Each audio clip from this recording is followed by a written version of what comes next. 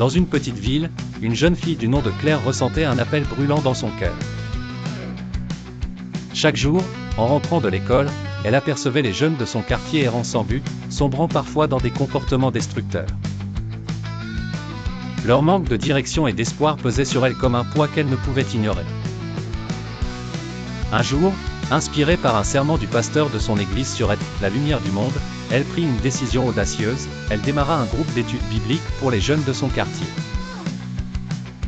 Bien qu'elle fût nerveuse au début, elle partagea son idée avec quelques amis proches qui acceptèrent de lui prêter main forte.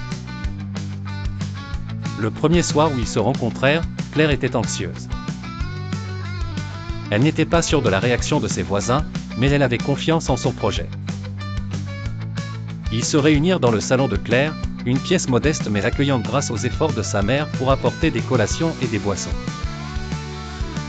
Le groupe débuta avec une simple prière, puis Claire partagea l'histoire de David et Goliath. Elle expliqua comment la foi et la confiance en Dieu peuvent surmonter les plus grands obstacles.